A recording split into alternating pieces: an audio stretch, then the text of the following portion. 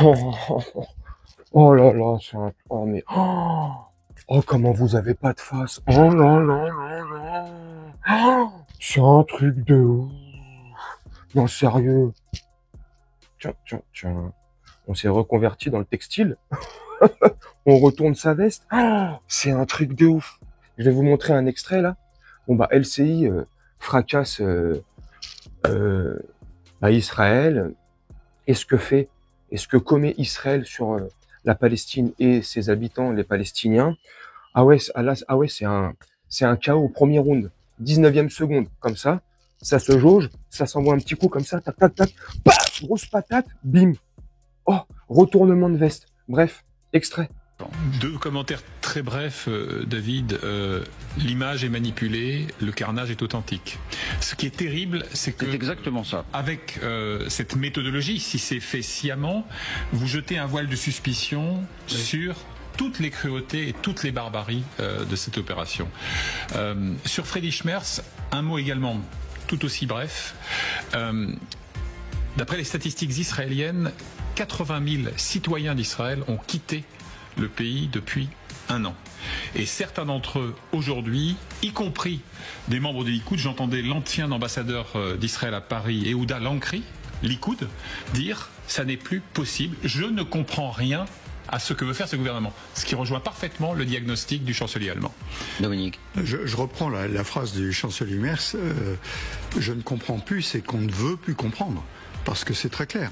Il veut simplement éliminer la population palestinienne de Gaza d'une façon ou d'une autre, par la terreur, par la famine, par d'autres moyens. Et donc, sa stratégie est parfaitement claire, sauf qu'on n'ose pas y croire. On dit c'est pas possible. Voilà, on ne veut pas y croire. Moi, ce que je voulais dire, c'est que vous avez raison de souligner ce qui vient de se passer, parce que malheureusement, pour les familles à Gaza, ce sont des tragédies qui ont lieu tous les jours.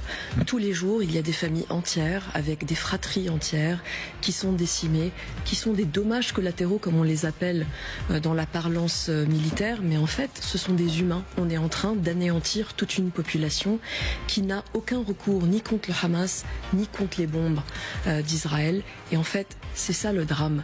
Et aujourd'hui même, l'ancien porte-parole de l'armée israélienne, Peter Lerner, dit la même chose. Aujourd'hui, on est en train de commettre des crimes à bon escient. On le fait délibérément contre une population qui ne peut pas se défendre. Bien, avançons, sauf si Christian voulait rajouter quelque chose, mais je pense que... Déshumanisation complète. Ce n'est pas un État contre un État, et ce qui se passe est de l'ordre des pires horreurs, parce que quand les destins humains sont brisés, tout ça va se poursuivre, ce traumatisme va se propager sur des centaines de milliers de personnes qui vont porter ce fardeau toute leur vie. Cet ensauvagement, cette déshumanisation n'a plus rien à voir même avec la notion de guerre. C'est un truc de ouf ou pas? Non, c'est un truc de ouf ou pas? Non, c'est un truc de ouf ou pas? J'ai bugué. Ouais, j'ai bugué parce que... j'ai bugué parce que franchement, ça fait combien de temps que je le dis sur ma chaîne YouTube? Ça fait plus d'un an et demi? Combien de temps? Je sais pas. Souvent, hein.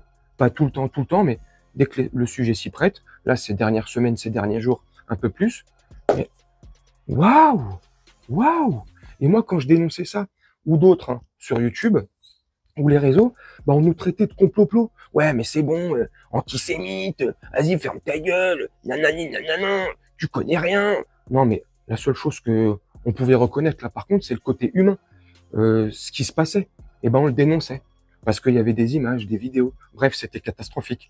Mais eux, non, là, jusqu'à là, paf, tacle à la gorge, il y avait pas.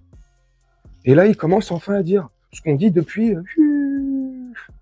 c'est un truc de fou ou pas? Donc moi, je sais pas ce que vous en pensez, mais une fois de plus, on assiste à un retournement de veste de nos médias, mais après, il faudra pas s'étonner, parce que quand même, il y a des archives, ces mêmes personnes qui retournent leur veste, il y a encore pas si longtemps que ça, ça disait un peu l'inverse, je sais pas, moi je dis ça, je dis rien. N'hésitez pas à me dire en commentaire, moi je vais vous laisser là-dessus, faire un petit montage tranquillement, et on se retrouve bientôt pour une prochaine